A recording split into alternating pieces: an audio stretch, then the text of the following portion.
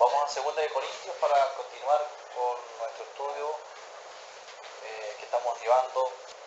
Hemos comenzado a estudiar la carta del apóstol Pablo a este hombre de Dios llamado Tito. Y lo primero que hemos comenzado a hacer en la semana antepasada es hablar de quién fue Tito. Un hombre de Dios, o un gran hombre de Dios sin duda, a quien Pablo le encomendó varias tareas muy relevantes en el desarrollo misionero del apóstol Pablo.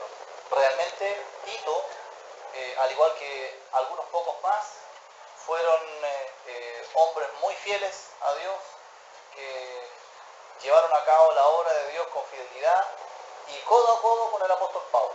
Tanto así que Pablo le encomendó a Tito, al menos en los registros bíblicos que tenemos, 2 misiones muy relevantes y complejas.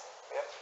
Y a través de el ir viendo esas misiones y esas tareas que Pablo le encomendó, podemos hacer una semblanza de quién fue este hombre de Dios, que si bien no fue un apóstol, sí fue un gran siervo del Señor, y aprender de él cuáles son las características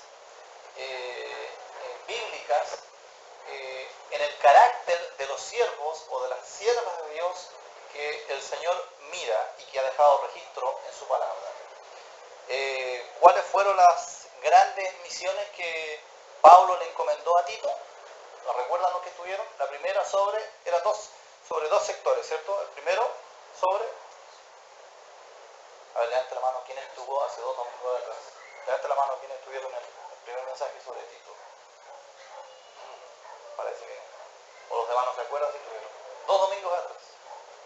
¿Sí? No, muy poquitos. ¿Éfeso? No. Es decir, hay poquitos presentes de los que estuvieron, y además soy más profesor. Lo primero, Tito fue encomendado por Pablo en primer lugar a resolver una serie de problemas en la iglesia de Corinto, un lugar donde había una iglesia pujante, muy grande, con el ejercicio de muchos dones espirituales, pero que sin embargo uno puede leer 1 de Corintios, toda la carta del apóstol Pablo a los Corintios, la primera, y darse cuenta que tenían varios problemas, importantes problemas de funcionamiento de la iglesia. Había en Corinto un problema de inmoralidad, es decir, pecados evidentes, públicos, que todo el mundo hablaba de ese pecado, de algunos hermanos que estaban teniendo y que eran miembros de esa congregación. Tanto dice 1 Corintios 5 que alguno tiene la mujer de su padre, ¿cierto? Es decir, su madrastra, ¿ya? Pecados graves de inmoralidad que la iglesia estaba tolerando y no estaba juzgando a través de sus líderes. Había además problemas en el uso de los dones carismáticos. Había un desorden gigantesco y una valoración inadecuada acerca del uso de los dones carismáticos que se utilizaban en la iglesia de Corinto. Era una iglesia que abundaba en dones, pero que los utilizaban de manera desordenada. Y por tanto, los que venían a escuchar la palabra a través de la iglesia de los Corintios, lo único que veían era un desorden, y el evangelio no se podía distinguir. ¿Cuál era el evangelio? Si adentro habían gritos, habían ruidos, habían personas hablando en idiomas extraños, nadie interpretaba, nadie decía nada. Y uno de los dones que debe estar presente con relevancia en la iglesia, que era el don de enseñanza, no estaba teniendo esa relevancia, puesto que el evangelio no estaba siendo enseñado adecuadamente. Tercer problema, y que también era muy importante, estaban existiendo divisiones en el seno de la iglesia de los hermanos de Corinto. Divisiones. Algunos decían, no, yo estoy de acuerdo con Apolos, otros estoy de acuerdo con Pablo. Aunque Pablo pone a esas 2 personas de ejemplo, para no poner de ejemplo a los cabecillas que realmente estaban encabezando estas divisiones, es decir, los nombres. En vez de decir yo estoy con Ricardo, yo estoy con Yerko, yo estoy con David, él se puso como ejemplo él y puso como ejemplo a Apolos. Y por tanto la iglesia estaba al borde de una división humana y por tanto un riesgo de desprestigio para el Evangelio de Jesucristo. Cuarto problema que tenía esta iglesia, era una iglesia que estaba teniendo problemas doctrinales, específicamente acerca de la resurrección. Y algunos empezaron a decir en la iglesia que no existía tal cosa así como la resurrección. ¿Ah? Entonces Pablo, además de enviar su carta de 1 de Corintios, donde habla en el capítulo 15, me parece, acerca de la resurrección, que sí existe, que si no existe la resurrección, Cristo no resucitó de entre los muertos. Y si Cristo no resucitó de entre los muertos, vana es nuestra fe, dice Pablo, y somos los más, dice, dignos de conmiseración de todos los hombres, porque creemos en algo que no existe, la resurrección. ¿Ah? Es decir, sin resurrección no existe nada en realidad. Entonces Pablo envía en primera instancia a esta iglesia de Corinto que queda en Grecia a Timoteo. ¿Ya? Y Timoteo aparentemente no fue exitoso en lograr que esta iglesia se volviera, se arrepintiera de estos grandes pecados que estaban habiendo en medio de ella. Tanto así que Pablo envía un segundo emisario. Por esa acción y por lo que uno entendería que Tito era un hombre de un carácter mucho más fuerte que Timoteo. Ya vamos aprendiendo un poco de este hombre. Envía a Tito a los Corintios, ¿ya? Y se ponen de acuerdo y le dice a Tito, todo esto que estoy mencionando se subentiende del relato bíblico, ¿ya? Y le dice a Tito, quiero que vayas a Corinto, arregles estos problemas que existen en medio de la iglesia, los que les acabo de mencionar, y te devuelvas y nos juntemos en una ciudad que se llama Troas. ¿Ya? Ahí nos vamos a encontrar. Y entonces aparece este versículo del capítulo 2 de segunda de Corintios, versículo 12, perdón.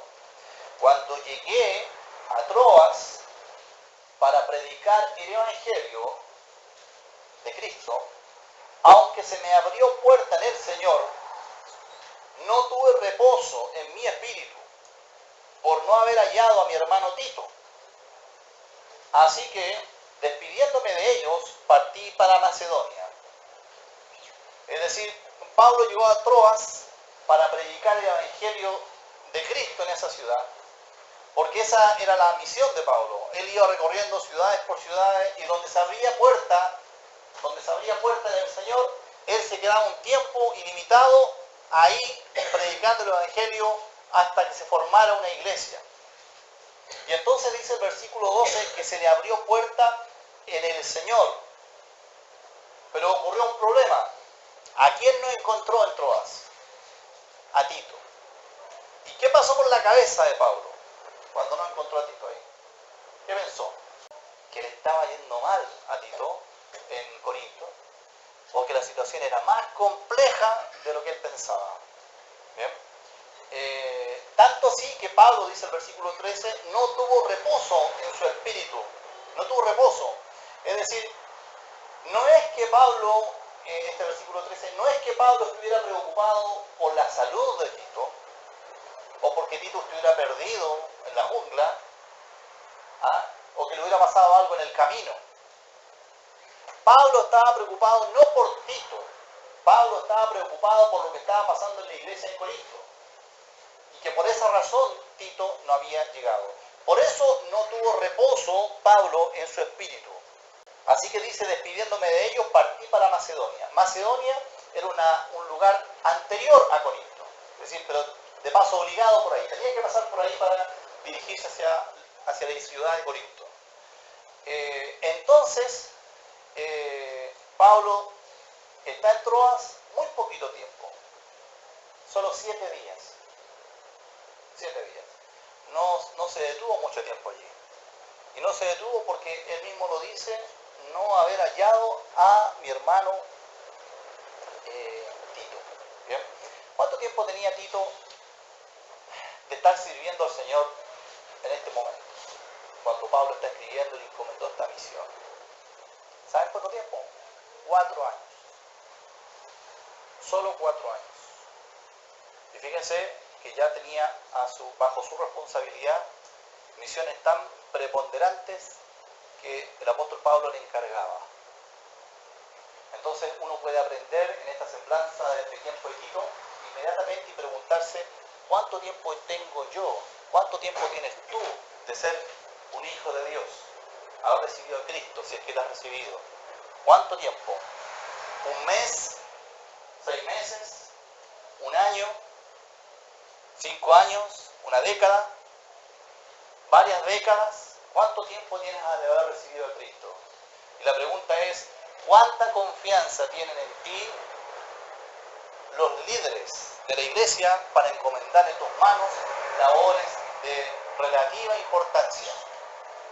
¿Cuánta fidelidad ven en ti los hermanos para encomendar en tus manos labores de mediana hacia arriba importancia?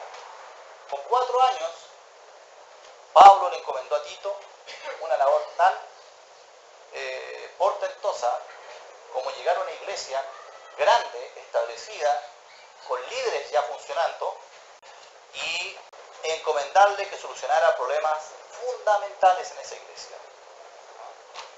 Por tanto, en esta semblanza de Tito, lo primero que debemos aprender es que en el crecimiento natural, bíblico, de la vida espiritual de un creyente, en el desarrollo como siervo, en unos pocos años, ese hermano o esa hermana debiera estar en condiciones de recibir encomendación de trabajos importantes en la obra de Dios.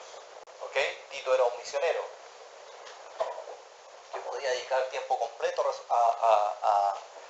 a resolver problemas en la obra de Dios.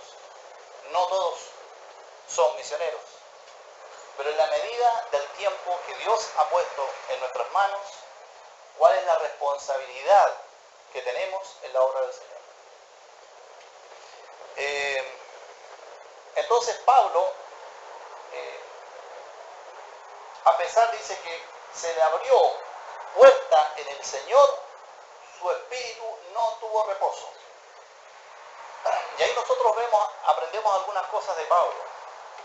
Su espíritu no tuvo reposo, sabiendo lo que estaba pasando en Corinto, sabiendo que a Tito aparentemente no le estaba yendo bien, sabiendo que la resolución de los problemas en la iglesia estaban tomando más tiempo del que él había estimado. Entonces su espíritu no tuvo reposo, a pesar de que había llegado a una ciudad y había visto que el Señor, fíjense cómo se expresa, el Señor le abrió puerta para predicar en esa ciudad el Evangelio. Es decir, en la escala de valores o de prioridades de Pablo estaba primero el correcto crecimiento del testimonio del Señor que ya estaba en funcionamiento. Luego de eso, la encomendación de la predicación del Evangelio. Pablo dijo, no soy el único que predica el Evangelio. Hay más gente que predica el Evangelio. De hecho, el versículo 14 dice, mas a Dios gracias, el cual nos lleva siempre en triunfo en Cristo Jesús, y por medio de nosotros manifiesta en todo lugar el olor de su conocimiento. Manifiesta en todo lugar el olor de su conocimiento. En otras palabras, no importa que no sean trovas, voy a ir a Macedonia y pasaré nuevamente por Corinto. En todo lugar el Señor a través mío va a manifestar el olor de su conocimiento. Pero la iglesia del Señor en Corinto, voy para allá, a ver en qué estado está la iglesia, para ver qué cosa tengo que hacer para que esa iglesia se restaure. Quiero que me acompañen a leer el mismo 2 Corintios, en el capítulo 11, del versículo 27. Vamos a leer del 23. Pablo dice, son ministros de Cristo, yo más, en trabajos más abundantemente, en azotes sin número, en cárceles más, en peligros de muerte muchas veces. De los judíos 5 veces he recibido 40 azotes menos uno, 3 veces he sido azotado con varas, una vez apedreado, 3 veces he padecido naufragio, una noche y un día he estado como náufrago en alta mar, en camino muchas veces, en peligros de ríos, peligros de ladrones, peligros de los de mi nación, peligros de los gentiles, peligros en la ciudad, peligros en el desierto, peligros en el mar, peligros entre falsos hermanos, en trabajo y fatiga, en muchos desvelos, en hambre y sed, en muchos ayunos, en frío y en desnudez, y además de otras cosas, lo que sobre mí se agolpa cada día, la preocupación por todas las iglesias. Ese versículo es el que concentra el peso que el apóstol Pablo tenía por la obra del Señor, para que la obra del Señor siempre estuviera llevando honra y gloria para el Señor. Y dice, versículo 29, ¿en qué se traducía esta preocupación? ¿Quién enferma y yo no enfermo? ¿A quién se le hace tropezar y yo no me indigno? Si es necesario gloriarse, me gloriaré en lo que es de mi debilidad. Y el Dios y Padre de nuestro Señor Jesucristo, quien es bendito por los siglos, sabe que no miento. El peso que Pablo tenía por la obra de Dios.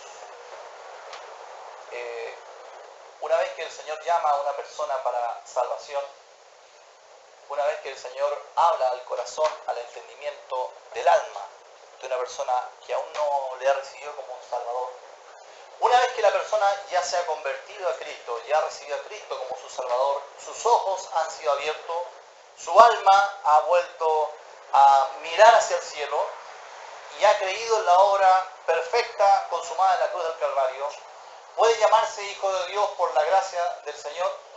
Una vez que ha sucedido eso, Dios tiene un llamado para cada cristiano, un llamado a servirle en medio de la iglesia. Y el hecho más evidente de ese llamado es que Dios da a cada hijo del Señor, da al menos un don del Espíritu Santo, un don para servir a otros, un don para servir en medio de sus hermanos. Dios llama a cada hijo de Dios a servirle. Y Pablo tenía un peso por la obra de Dios. Entonces, el cristiano, cuando lee versículos como estos, cuando lee esta semblanza de Tito y su involucramiento con tan solo 4 años sirviendo al Señor, un cristiano debe preguntarse, ¿cuál es el peso? ¿Cuál es la preocupación específica que yo estoy teniendo por la obra de Dios? ¿De qué manera yo me estoy involucrando con la iglesia del Señor?